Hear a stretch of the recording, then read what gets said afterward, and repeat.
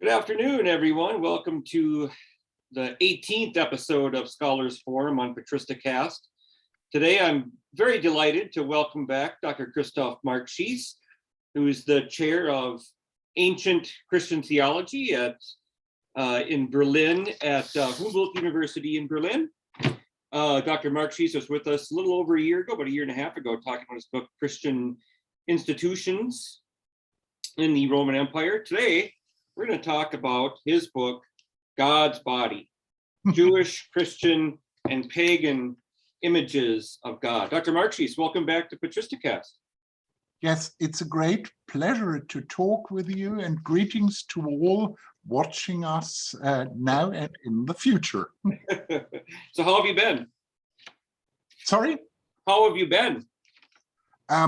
Quite wonderful. I changed a little bit how to say my profession, because I'm elected the president of the Berlin-Brandenburg Academy of Sciences, the former Prussian Academy. We have clarified our relation to former Prussia. We are the former Prussian Academy, and this is a wonderful academy because we are editing the Greek inscriptions, the Latin inscriptions, the Greek medical texts, Galen, for example. We are editing commentaries on Aristotle, Greek Christian writers, and my great pleasure is not only this, also Marx and Nietzsche and Kant. So my great pleasure is to be the president of 360 wonderful collaborators of such enterprises, editorial enterprises, and of some 200, 300 members of the Academy, and that's a great pleasure. And at the same time, I'm also able to teach students, so that's the paradise. So the very long answer shortened to your question is it's quite wonderful at the moment. So you've got the best of antiquity and you've got the best of German thought all going on in Berlin right now. Exactly. There is, I'm laughing a little bit because there is a wonderful radio claim, broadcasting radio claim, the best of the 80s and the best of the 90s. And so, yes, indeed, best of antiquity and best of contemporary philosophy, but also of composers. We are editing Erich Wolfgang Korngold, who left Germany and came to Hollywood, and is a composer of movie music of Hollywood. And so Academy is interesting discussions on political advice to society and government, and that's a great pleasure. And but I have also time to work in the field of patristics. I wrote a commentary on a very difficult passage in Epiphanius, and I'm preparing a volume of German translation of ancient Christian apocalypses. So a lot of things to do. Yes, it sounds like it. And where you are, is there anybody doing any work on Friedrich Hayek, the 20th century economist and philosopher? Not at my academy, but Hayek is studied at certain German universities. Okay. For certain reasons, there are certain academies in Europe, and for certain reasons, we're a little bit weak, to be honest, in studying the church fathers of economics, so to say. Yes, that's right. And he would be. We are only studying the church fathers of Christianity and philosophy. So you've had time to put together your paper for Origeniana, which is coming up in a few weeks in Munster. Yes, we probably should explain people. I'm talking about what I label the tentative style of Origin. When reading Origen's Greek text, you got the impression that there is often expressed, it could be, it may be that, perhaps one could think that, and that's expressed with a lot of Greek particles. Perhaps, it might be, and this style that the exegete is how to say, very carefully expressing that this is a hypothesis and Yes.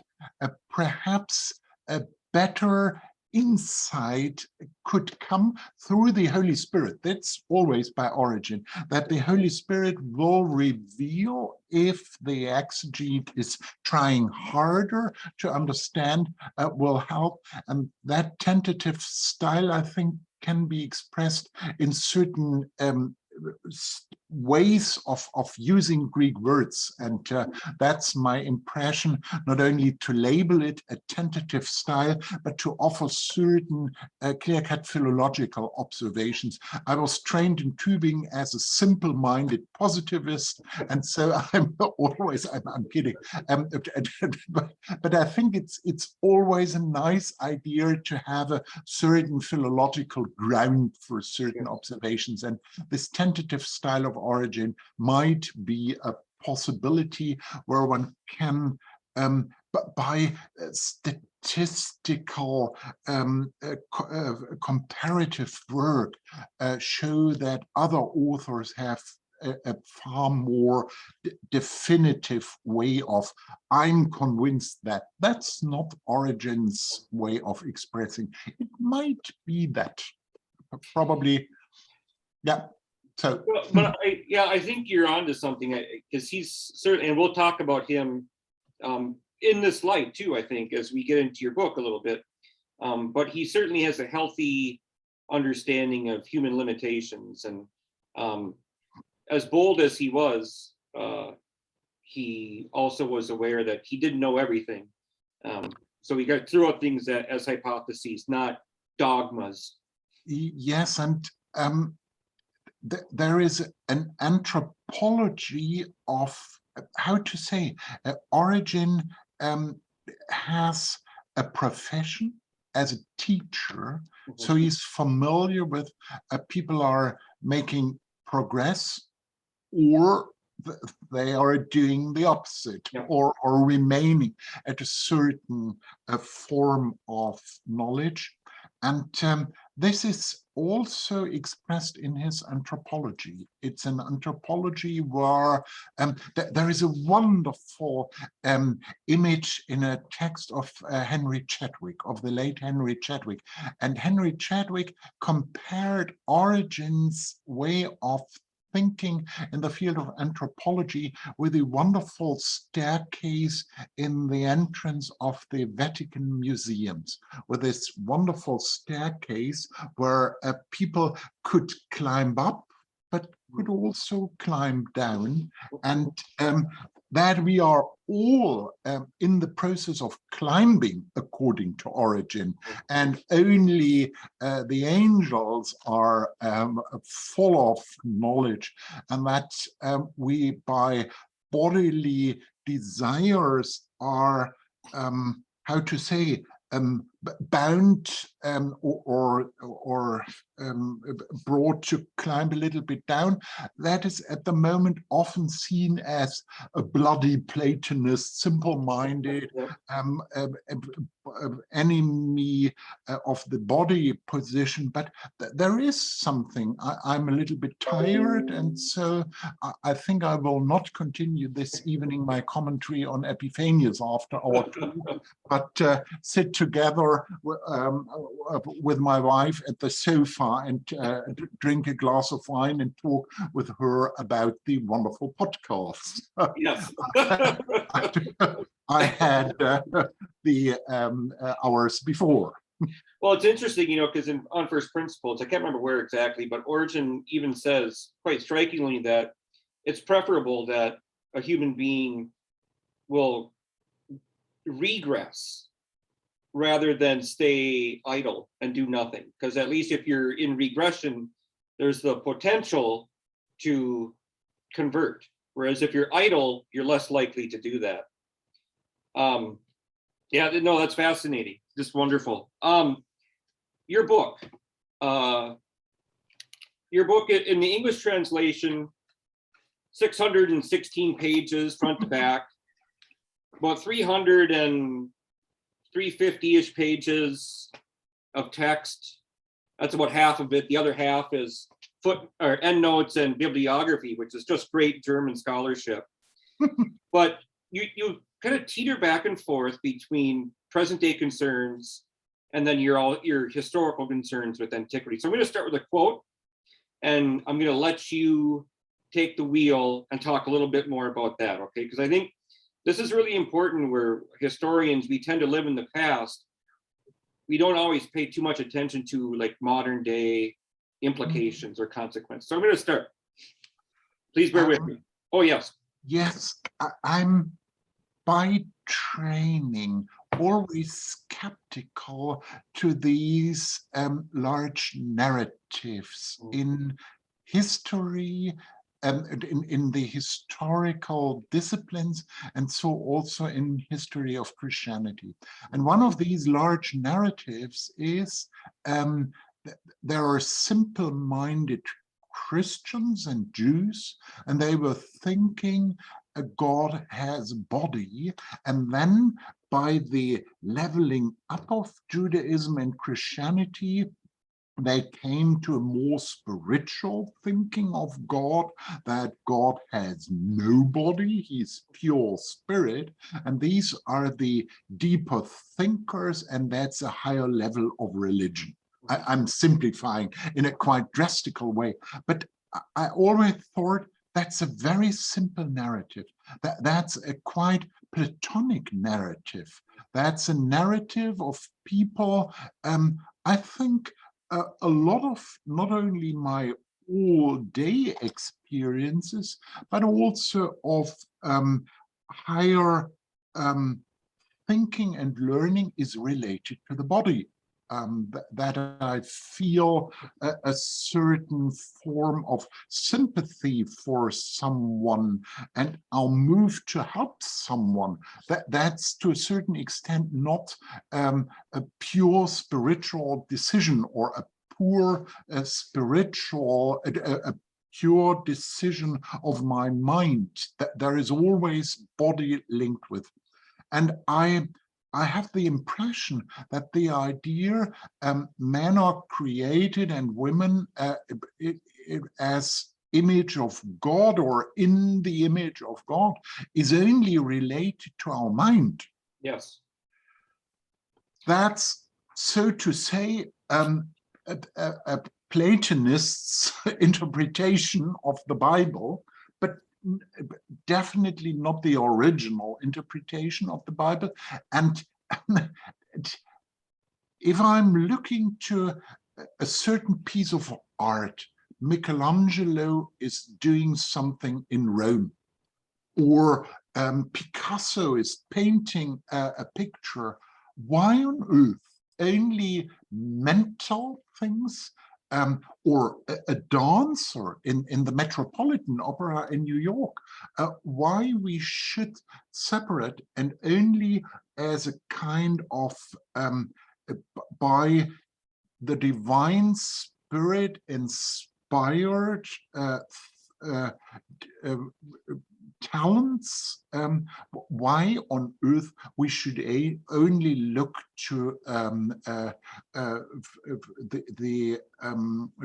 to mental abilities and mental powers and mental dynamics. And in thinking this, I was skeptical. I'm trained by the classical German high school, the German Gymnasium. So we began our Greek teaching with simple sentences coined for German scholars, and then we were reading Xenophon and then Plato, and Plato as the high peak of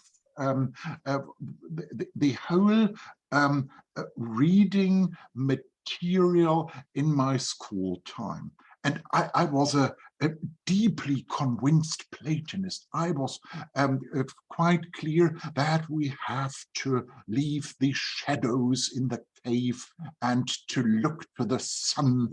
Then I became skeptical that the tradition to neglect the body and to exclude the body from all not completely, but to see like these hermits in late antiquity. There is between Jerusalem and Bethlehem, there is a tower of one of these hermits, and they found chains where he tried to deal with his body like a beast. A difficult, this is mentioned in the book, like a beast, what one should put in chains to avoid that the beast can break out. And I have the impression, as someone playing an instrument, as someone using the hands to create something, that's a little bit absurd form of bodiless theology. And in thinking this and realizing that we have a lot of books on body history of ancient Christianity, exactly, that's and they found the skeleton of this hermit between Jerusalem and Bethlehem. And the nice story is these chains are now preserved, and young Bethlehem women are climbing through them to become pregnant and to become pregnant. And that's a fascinating story of how this continues to our times. It's the Mar Elia monastery near Bethlehem, where this hermit skeleton is used as a contemporary wonder worker. That is one of the pieces where I realized it's a nice idea to write down a body history. So what Augustine said on human body, or how the ascetics of the 4th century thought on the body. But I thought, why not dealing with the most interesting subject, God's body? And yes, that was the reason why I think during my time as 10 years ago as Humboldt president of the Humboldt University, I thought I need a project which I can do after 10 hours of difficult work in the university president's office. And I thought there is not much secondary literature. That's a completely neglected subject. And so I can write. And the reason why there are so many texts cited in the footnotes is not that I'm convinced the German style of far too much footnotes is the best thing, and we should be missionaries to convert poor, simple-minded, footnote-less scholars from other parts of the world. No, the idea is it's difficult. These are not the texts presented in the Irvine thesaurus. And so I thought putting the texts in the book will help people who are not convinced of my ideas to check and to study and to get, it's kind of transparency. You got all things you need to counter-argue against this book. I hope you will not, but all things are offered to counter-argue. No, I think, so in your concluding chapter, which is settled conceptions of God with a question mark, you hold in tension, and this is a tension that you try to hold throughout your monograph, is this need for myth, but also the virtue of what might be like Rudolf Bultmann's demythologization. So you have a rational form of religion, but also a religion that really appreciates the value of myth. And what's interesting, though, is that you argue throughout your book that these, people who have been traditionally received as, rustic rubes, uneducated, peasants, just not sophisticated enough to conceptualize God without having a body, you say, well, no, there's actually evidence even within the mainline Christian traditions of people like Origen and Evagrius, Cassian, that highly sophisticated Christians also conceived of God to have some kind of a body. What that body was is another issue. But first of all, you identify within their own rhetoric, because Origen, of course, he goes on these detours. Like you used this book 13 of his commentary on John, where he goes after Stoics. But you say, well, this doesn't necessarily need to be Stoics. This could be highly educated Christians with Stoic tendencies. Could you say a little bit more about that? Because that was quite interesting. First, a very short remark concerning Rudolf Bultmann. I remember when I, for the first time, read his famous paper on demythologization. I got the impression there is a certain arrogant tone in it. You cannot be a contemporary person and think about heaven. Yes, for sure, you cannot. But in the German language, we are using the wording when describing thunder. We are expressing es donnert. And that is a passivum divinum. We are describing still all Germans.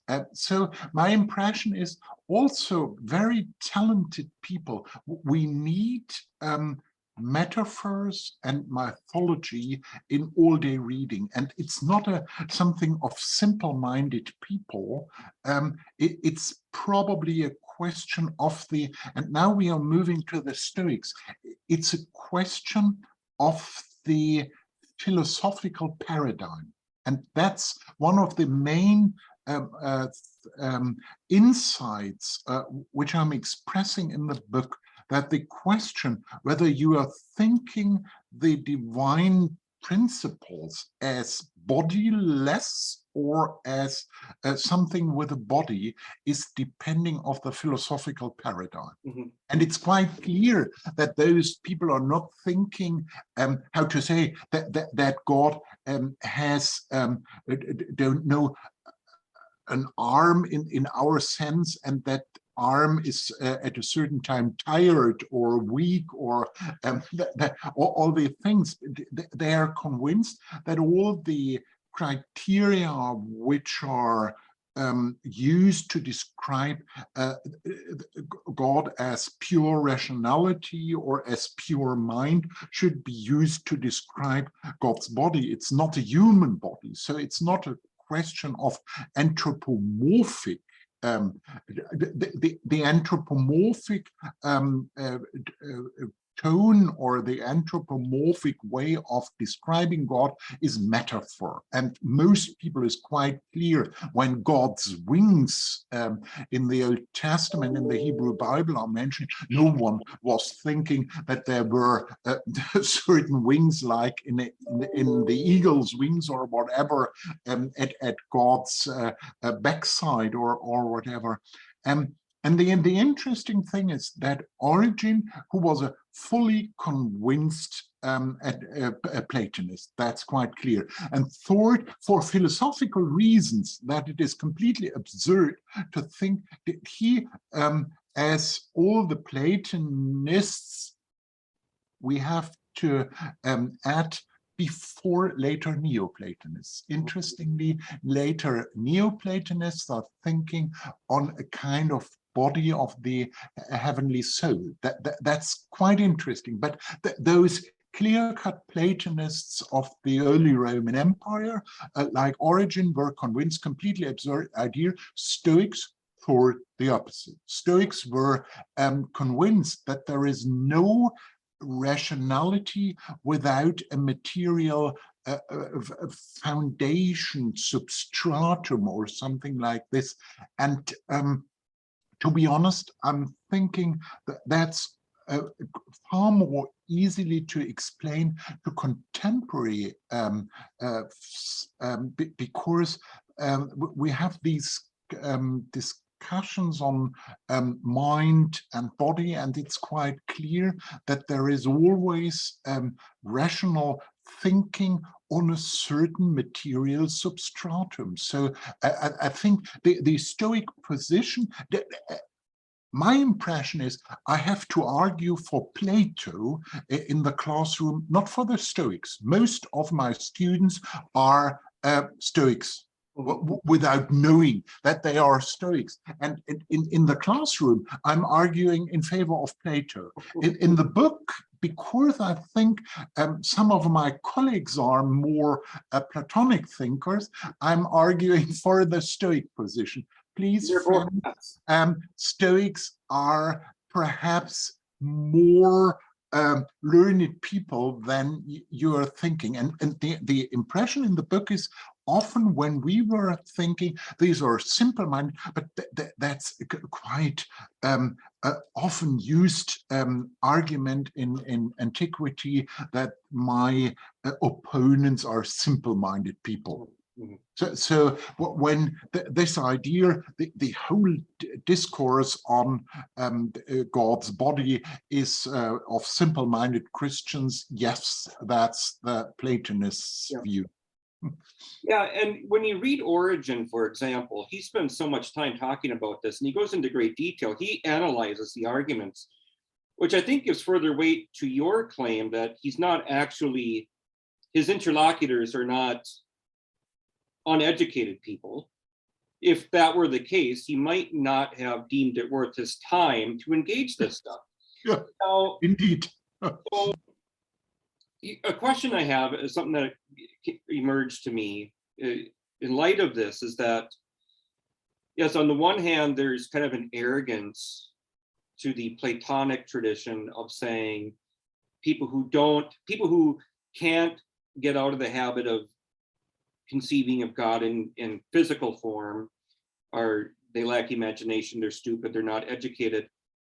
At the same time, though, I wonder, that shouldn't necessarily dismiss the real concerns that someone like Origen had, the implications that would come with God having a material form, whether that be in like a human body or some other kind of material like matter, or fire was one, that would be used. And he said, well, if God were a fire, if he was a material substance in that regard, fire requires fuel, or otherwise it's going to burn out, it's going to die.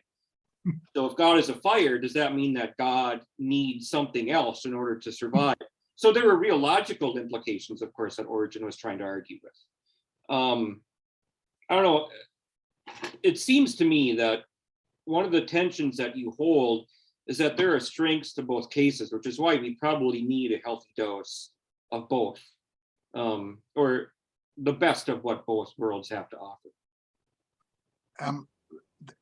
I think that's wonderful that you are mentioning those arguments against the intertestamental idea of fire as the body of angels and God. But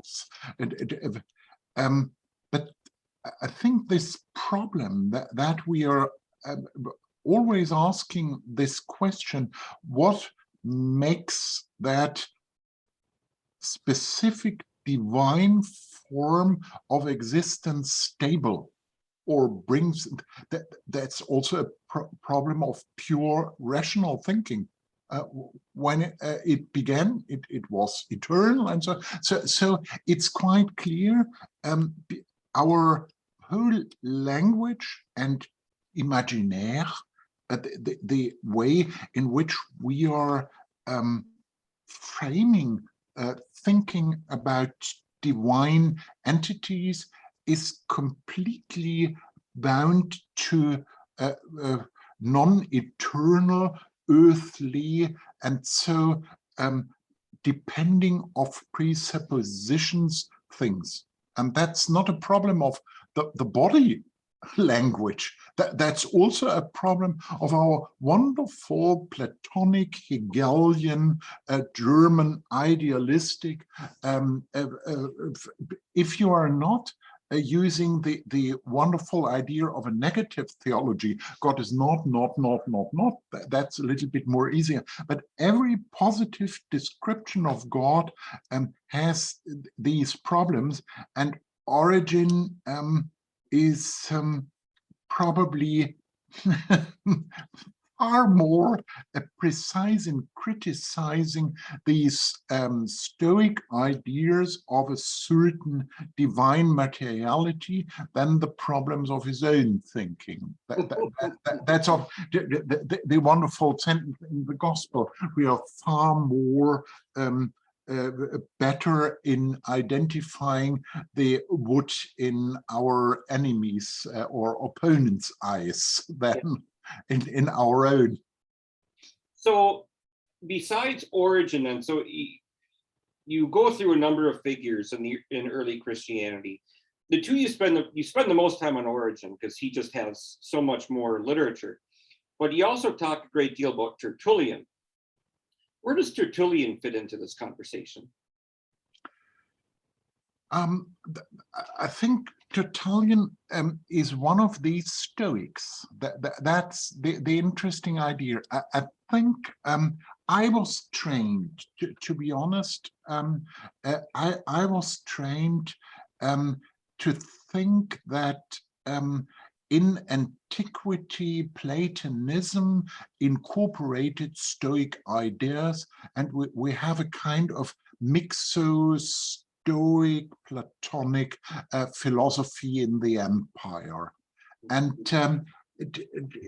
becoming older a little bit than the time I have studied, I realized, yes, that there is a lot of Stoic thinking in Platonic, imperial Platonic, and Neoplatonic thinking, but there are certain questions where one can identify Stoics as arguing for other positions than Platonic thinkers. And Tertullian is such a person. And we are dealing with Tertullian as the first thinker of the Christian Trinity and coining these terms. But he was obviously one thinking of a Stoic idea of a certain form of materiality. I think the title of the book, God's Body, is perhaps, and also Zeus on the title, is perhaps a little bit provoking or misleading. Tertullian definitely was not convinced that there is someone sitting at the throne and asking the question of where to put the left hand at the throne. But the idea that there is nothing without a material substratum, and that there is not a class of dematerialized principles.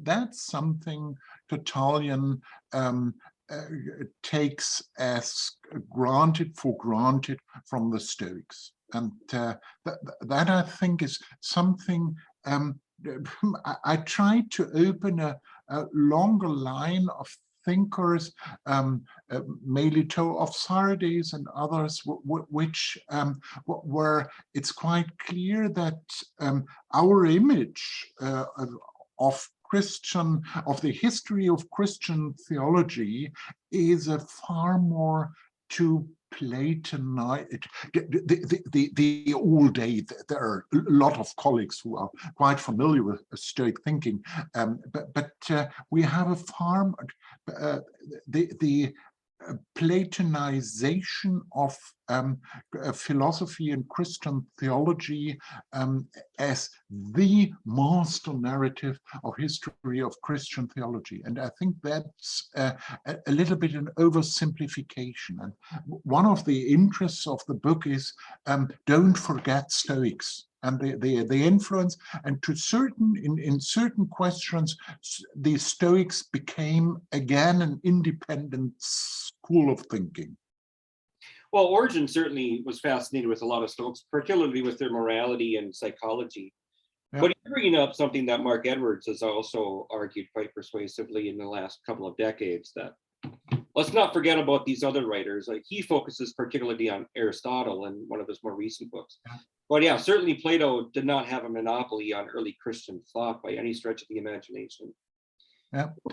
And perhaps this is a specific German tradition, and we have to explain to people not so familiar with the German thinking of the last 2 decades that we have not the mainstream of German university philosophy, but there are certain philosophers thinking there is a golden chain of thought from Plato to Plotinus and to Proclus, Hegel, and then Werner Bayerwaltes, Orientsalfwassen.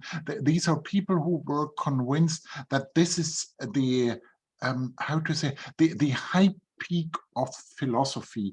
And that interestingly influenced certain also in the negative way, Harnack's very angry vote against the influence of philosophy in Christian theology is something related to Platonism. And so that was one of the interests of the book to open, yes, in a certain sense, there is this wonderful sentence, certain books are footnotes to Plato. In a certain sense, this is a footnote to Mark Edwards, yes. A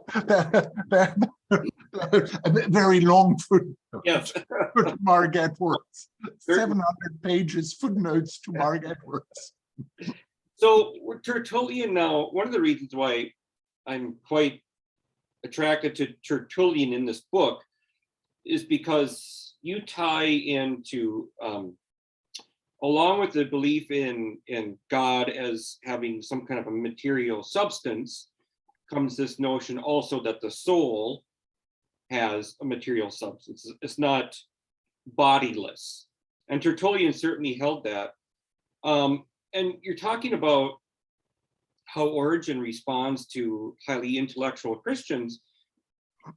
I'm kept thinking throughout this book, or at least the sections here that are relevant, of his dialogue with Heraclides, and this is the Synod of Bishops, where these bishops consult Origen on certain doctrinal matters. And one of the questions that a bishop raises to Origen is the soul the blood? Or is blood the soul?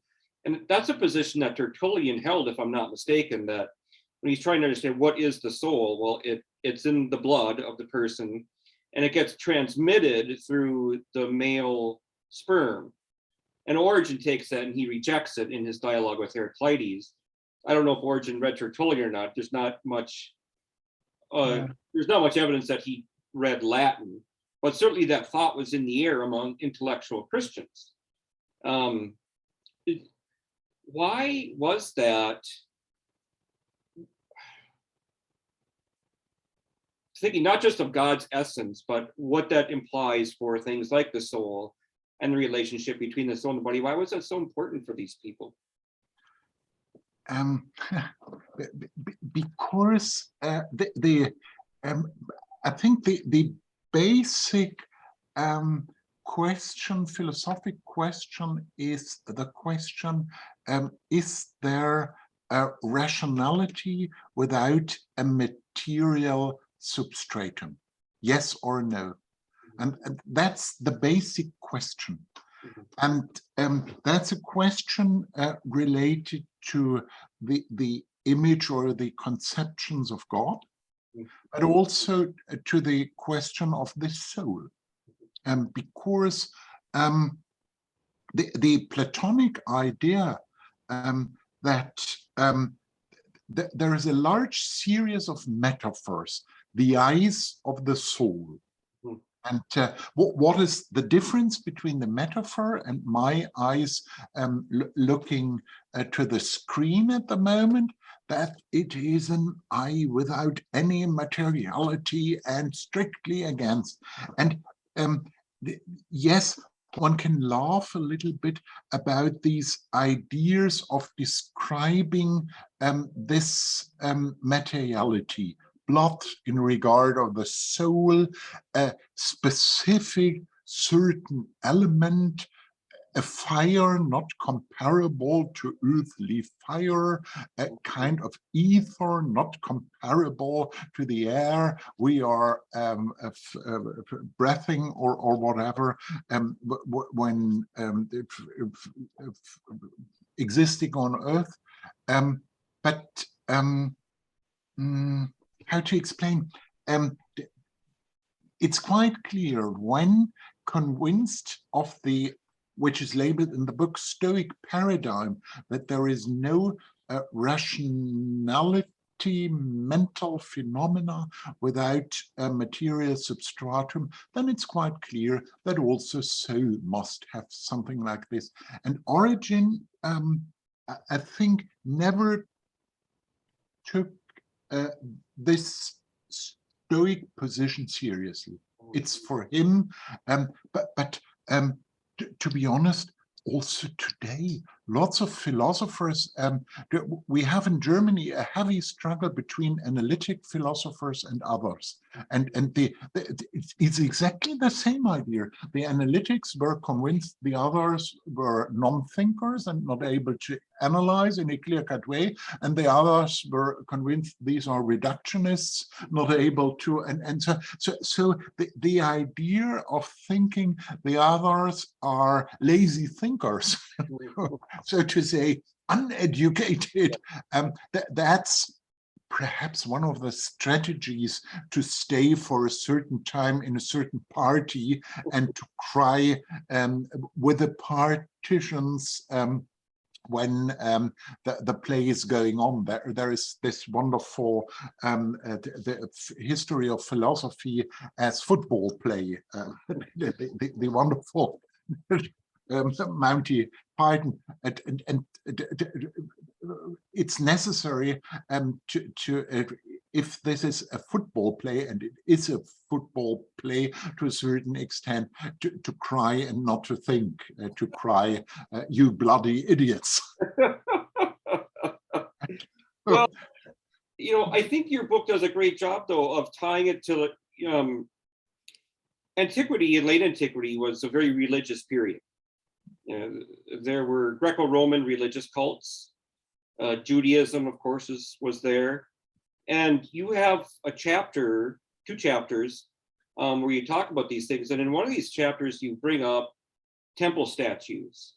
And some of the stuff that was going on at these temple statues, you say, has analogies with modern day, like Marian shrines, like the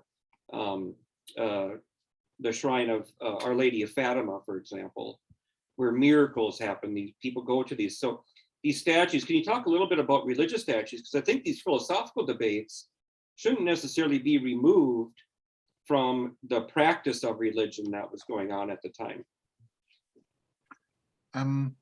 Yeah, I have learned in bringing the book together a lot of, how to say, the way how people, how to say, how people probably thought and had the feeling when entering such a temple, because my whole impression of these buildings were coined by 19th and 20th century reconstructions.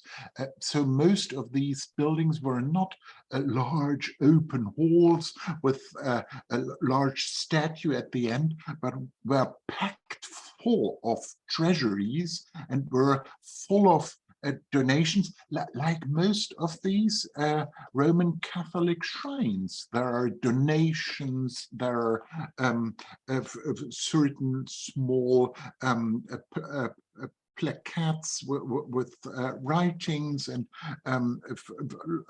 lights and objects of devotion, and realizing that the Zeus temple in Olympia or the Apollo temple in Delphi were were in a quite comparable way rooms where people expressed devotion.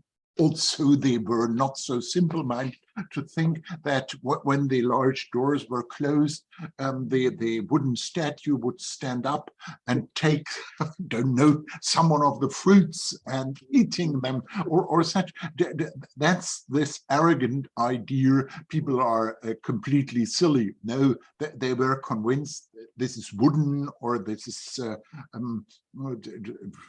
art and work by Phidias or some of these people.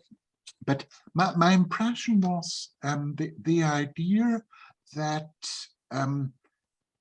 there are certain privileged images, not these professors' way of it's not necessary to have an image. This wonderful Protestant idea, we are one of those people, we don't need images. That there is, in the same way, that there is a learned position, it is necessary to have certain privileged images to avoid bad images, to avoid dangerous images of the gods. This is a kind of friendly veneration. I can enter the building and I can store a donation or whatever, an offering, and I can go home, and I'm in a friendly relation with a friendly image, and to learn this and to change a little bit my impression of the interior of a temple. And the wonderful thing that the Athenians brought together a new peplos for the gardeners and brought them in a large procession from the entrance of the city to the Acropolis. I think they were quite clear that if the gardeners wouldn't need a new peplos, because they were not so simple-minded to think she would get a cold when not closed by a new peplos. But the idea was to present something to her as a possibility to express thankfulness, not only in words, but also in a gesture, and to bring together a wonderful new peplos. Yeah, I think that's important. Gestures. These aren't things that just happen in the mind that we think, but we enact them out in the body. Mm-hmm. So it kind of gets back to this notion of the importance of embodiment. And to be honest, that's for a German Protestant something you have to realize, because gestures, we are extremely hesitant concerning gestures, and to realize that society and religion will need gestures. That's also something which I, how to say, realized also in academia. There are so many gestures of subordination and problematic gestures, and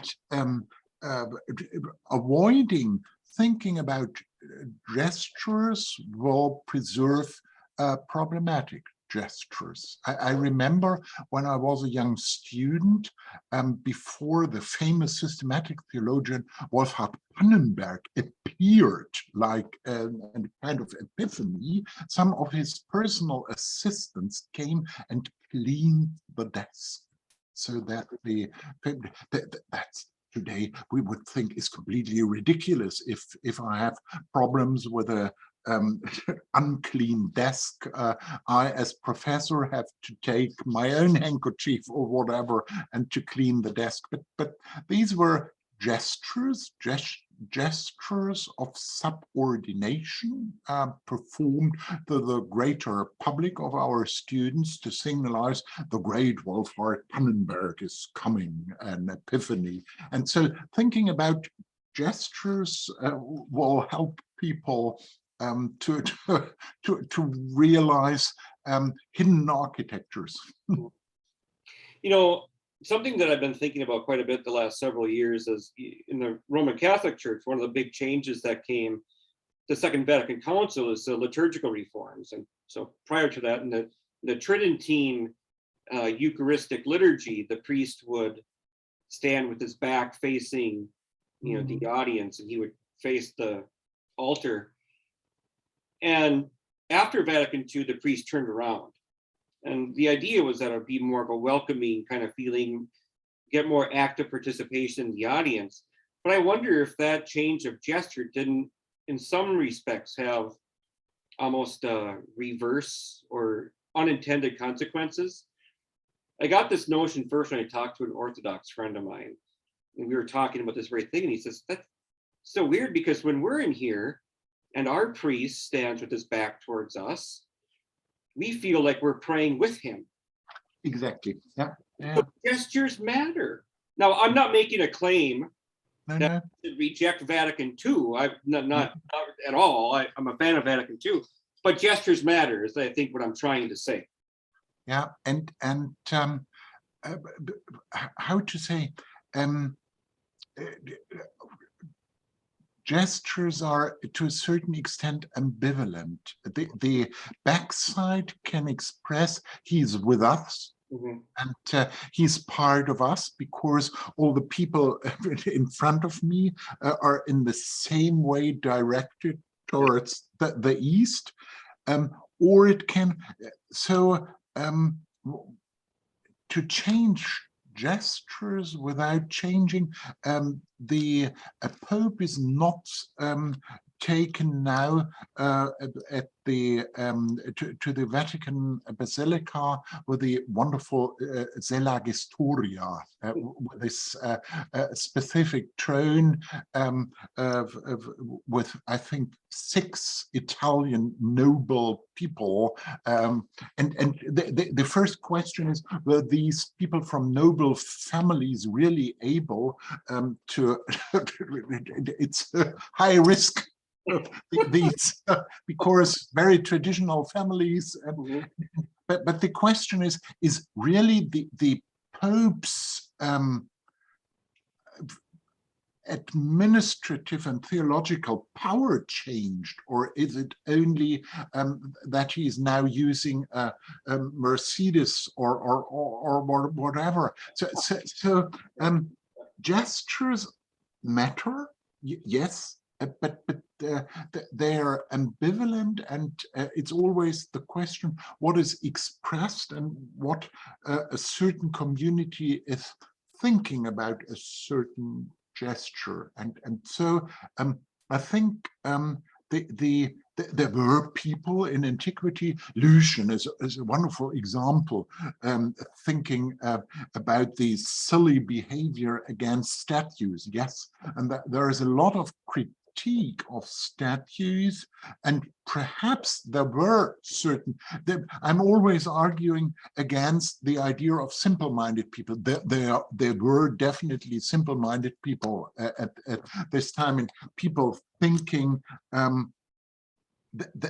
the statue is something which has a certain power. That might be, yes, and it's necessary. That is not a book against enlightenment in antiquity, and the interest to enlighten people to think about a statue as a statue and a representation. It's to throw people enlightened and simple-minded all in one and the same basket. That's the not hidden, the explicit agenda of the book.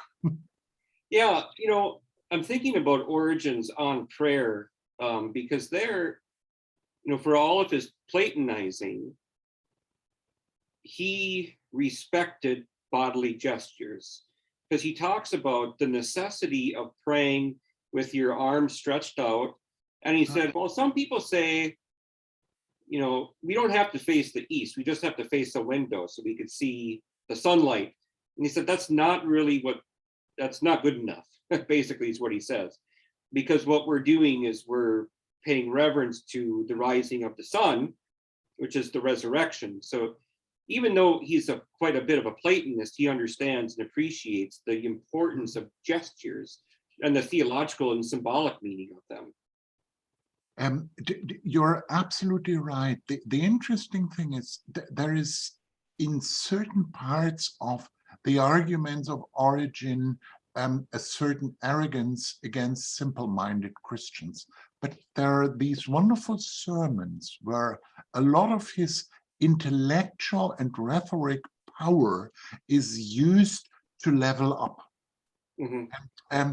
So it's perhaps a question of genre, that he, in his commentaries and probably in his lectures in Caesarea and also in Alexandria, was a little bit, I remember always these wonderful excavations in Alexandria where you have these Polish excavations where they were digging up a wonderful series of lecture halls. And so it's quite clear. And these lecture halls, Origen was a little bit harsh with the unlearned people. But in his sermons, when explaining things or asking people, go home and read, and not thinking that of his 30 people in Caesarea sitting in this house church and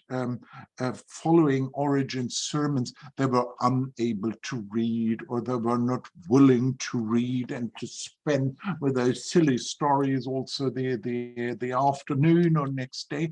No, he's thinking all people can be leveled up by friendly advice. And so Origen, and that's one of the reasons why I'm always so fascinated with Origen.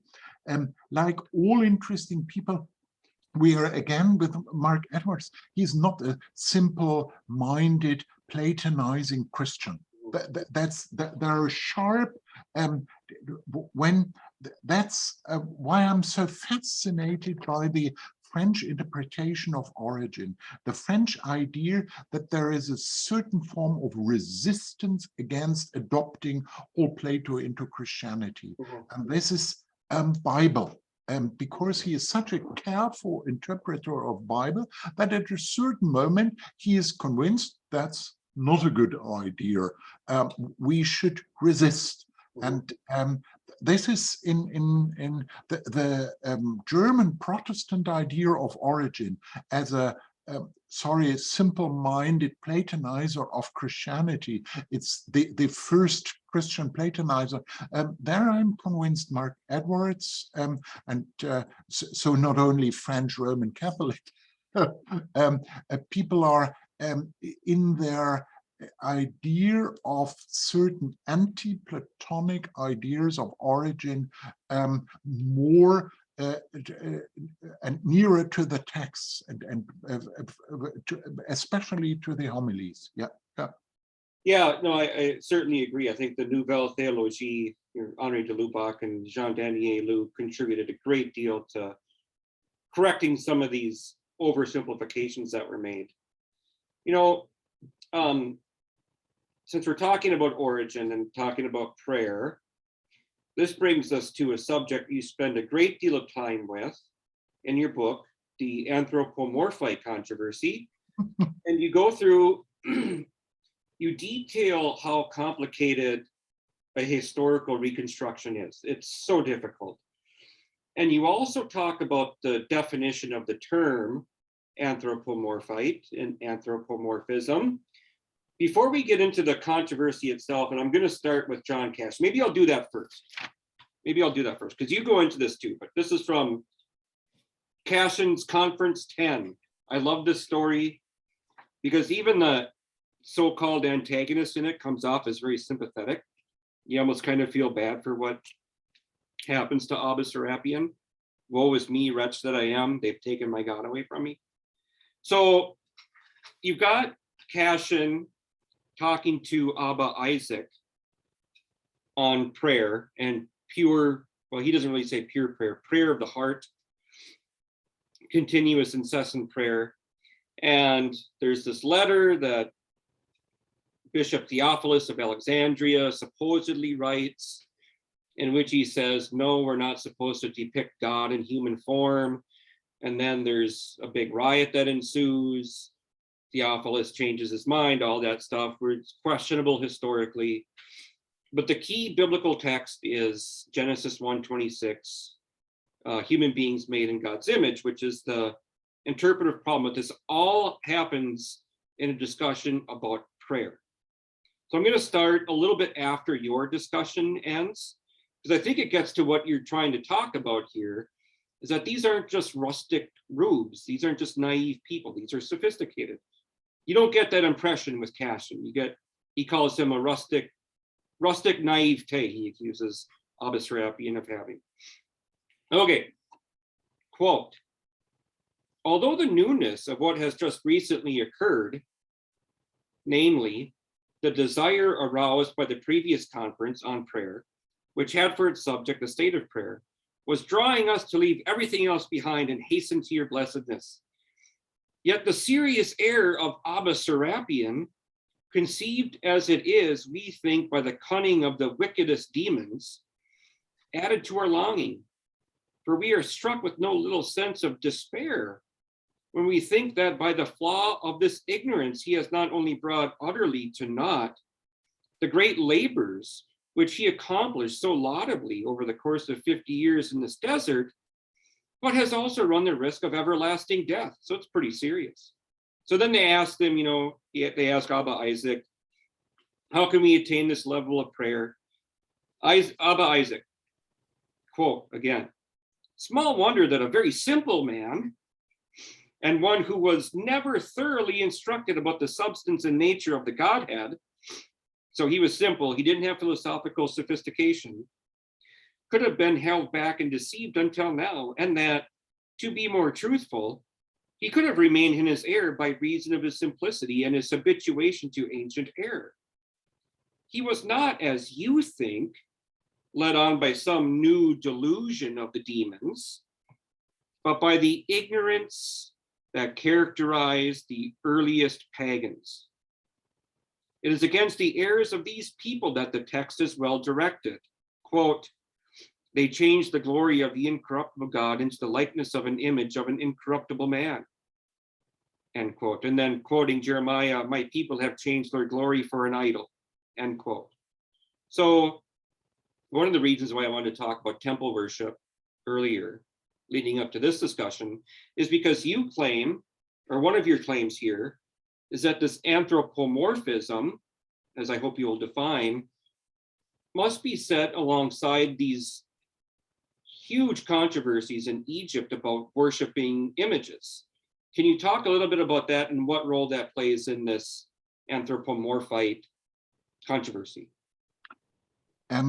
Egypt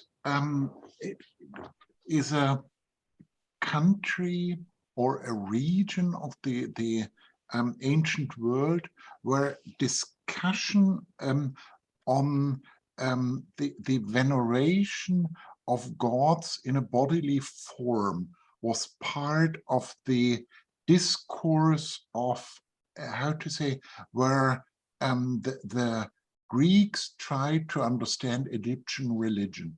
Mm-hmm.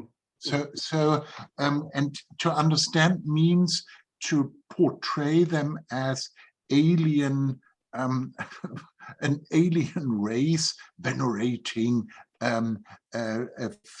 animals. And this is also the way where the Hebrew Bible, Old Testament, is looking to Egypt, and also where the Christians were looking to Egypt. And I think that there is exactly the same problem. No one was convinced that Sobek is a crocodile, or Sobek has the body of a crocodile. But a crocodile is a nice metaphor to think about certain characteristics of Sobek. And so I'm not quite sure. You have to avoid in historical thinking these shortcuts, in the sense because there was a tradition in Egypt, there were people venerating a bodily image of God. No, definitely not. But it's like a like a play that is performed again and again, and after 10 years, the play has changed. Also, it's always announced as we are playing Mozart, così fan tutte, and it's the play and the way we presented it 10 years ago, and it changed to a certain extent. I think in the whole controversy, the way of dealing with the Egypt people, and the question of Greeks coming from the outside to Egypt and thinking, oh, these countryside people in Egypt, the pagans, half Christians or so, and that's quite clear that this tone is herein, and as we can see from the small number of texts, you have taken me my image of God.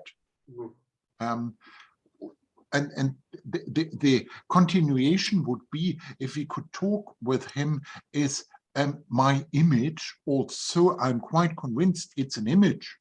It's not. And so it's there is always a hidden controversy in Christian church. Is it allowed under certain circumstances to venerate an image and to have an image in mind? And the arguments are always the same. The discussion is quite harsh because from the 4th century on, the discourse on other positions in theology and church was always a very heavy discussion on heresy or orthodoxy. It's not a friendly discourse like I probably would try to discuss on the question, what about the material substratum of phenomena of rationality and mind? It's the idea the pagans are coming back. Paganism is coming. The demons are entering the purified realm of Christian church, and so it's a controversy. And if we don't think of Theophilus as someone moved by pure questions of power, or as a weak person, a weak theologian, are always changing. And if we are thinking, there is obviously someone who is not in the part of the heresiological discourse about these positions, but is aware of that one can think like Tertullian or like Origen. These are two options for Christians to think. Yeah. You know, what's really interesting is the way Cashin writes, because in conference 14, so just 4 conferences later, Cashin complains to, I can't remember which Abba it was this time, but he says when he's praying the Psalter, he gets all these images and memories of ancient poetry. which he would have encountered when he was a youth. And he says, these are incredibly distracting for me.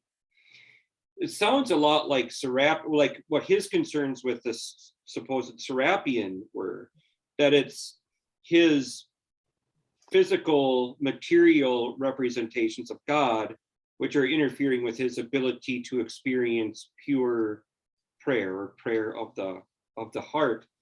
But for Serapion, and again, you say something about the sort of the symbolic importance of the use of the name Serapion here. It's the image itself helps him to experience that kind of prayer, without which he wasn't able to have that kind of cataphatic experiential experience of God. Sure, and that makes quite clear that there are not clear-cut strict oppositions. Right. You have described it perfectly. There is nothing to add for me. Oh, I think there probably is. You're giving me too much credit, I think. But it goes to show, at any rate, that early Christians, antique Jews, intellectuals, you start with Maimonides, the medieval Jewish philosopher, and his polemic against people who depicted God in human form. And yet your entire project is to show that there are strands within Greco-Roman philosophy, so paganism, and pagan religion, Christianity and Judaism, that provide sophisticated understandings of God as some kind of a material substance. At one point you talk about air as an analogy. Air, we can't see it, but it has a physical substance to it. It's just invisible. And that gets to this problem of dealing with, like, what do we mean when we say incorporeal, or asomatos in the Greek? Where do you think scholarship needs to go from here to get a better appreciation? I mean, sadly, we're limited by the resources we have. But what do you think is next? Oh. Icons?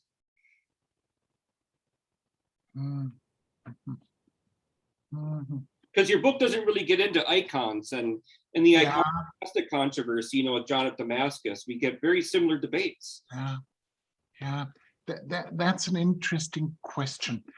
To be honest, the reason to write down the book was when I brought together the book we talked about last time, the institutions. Yeah. I had the impression I should add a certain transformed history of theology.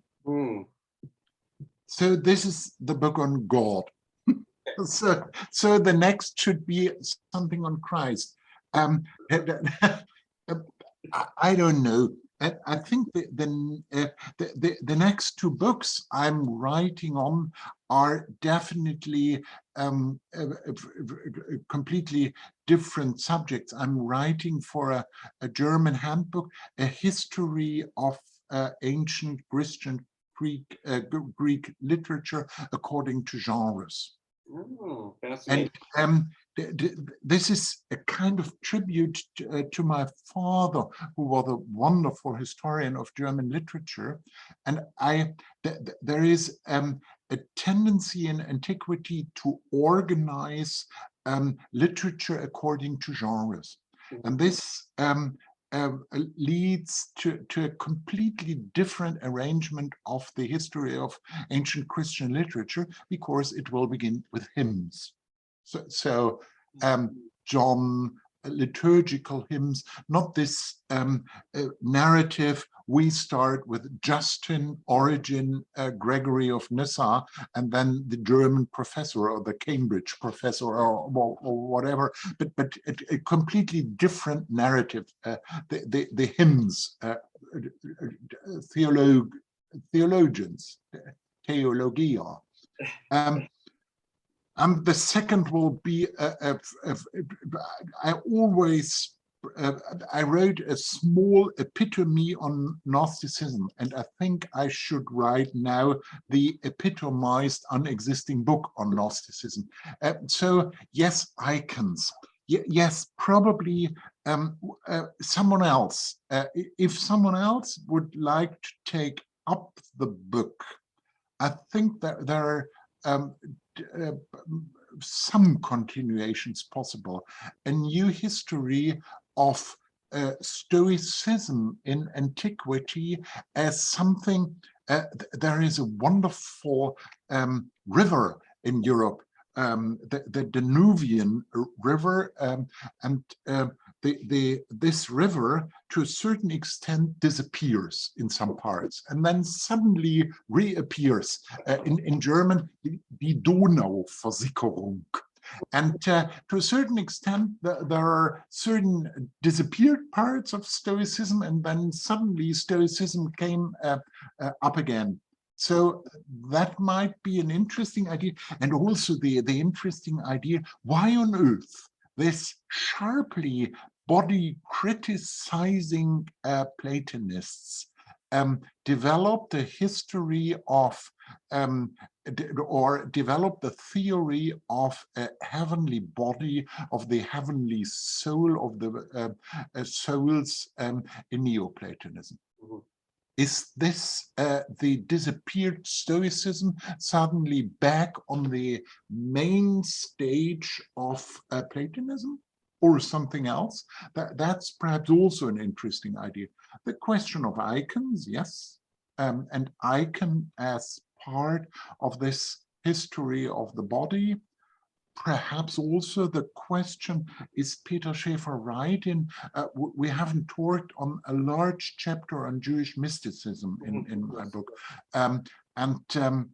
The interesting question, is Peter Schäfer right that this is a kind of reaction on the post-Nicene Christological thinking in Christianity combined with pseudo-Dionysian parts of mysticism?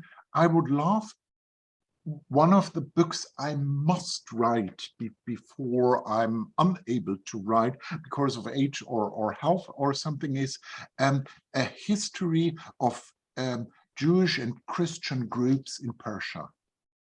Because, okay. Yeah, because these Jewish mystical texts came up in Persia, and I think Erik Peterson was the last one familiar with all the Arabic sources, the early Islam sources, and something one should brought together is a source book or a series of source books on all these small heresiological passages on Christian, Jewish, and Muslim sects in Persia, and asking the question, who on earth these groups were, and then perhaps one can a little bit more clarify the position of Jewish mysticism. So oodles of possibilities to continue, and the wonderful thing is, when having written such a book, it's on stage, at the market, or in a reading room of a library, and people can continue or counter argue. That's also a possibility. It's the reason why I was hesitating to answer your question is that when I have written a book for a certain time, this is finished, or you don't want to look at it again. Yes, and I remember after I wrote my thesis on Valentinus and the Valentinians, I thought, no, it's enough. not the whole day Nag-Hammadi Gnosticism. And I visited the Nag-Hammadi group at the SBL and was interested and thought, yes, always Nag-Hammadi. Now I'm thinking it's interesting to come back to Nag-Hammadi. So perhaps after 10 years, I will come back to God's body and continue in a certain direction. Don't know. Well, you've certainly given scholars a lot to think about with this book. And hopefully the viewers of this episode too, a lot to think about. So Dr. Markshies, thank you very much for joining. Again, it was a wonderful conversation. And I look forward to meeting you in person in the flesh in Munster in just a few weeks. Yes.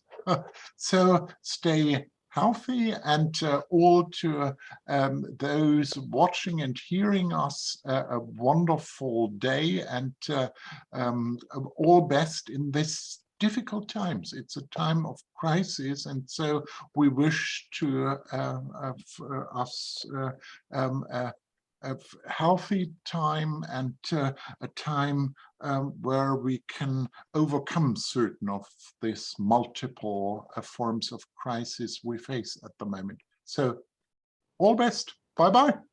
Wiedersehen.